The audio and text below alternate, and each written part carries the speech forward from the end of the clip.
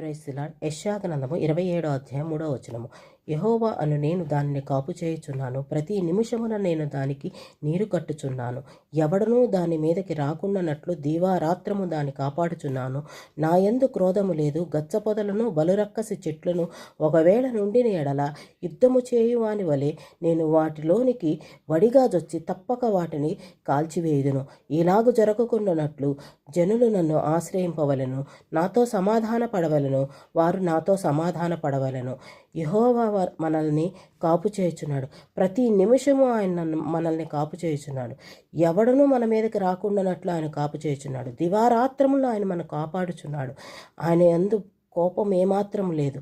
ఒకవేళ గచ్చపొదలు బలురక్కసి వంటి పాపము కానీ తిరుగుబాటుతనం కానీ మనలో ఉంటే ఈ క్షణాన్నే దాన్ని వదిలేసి ఆయన ఆశ్రయించాలి. ఆయనతో సమాధాన పడాలి. పరలోక రాజ్య వారసులం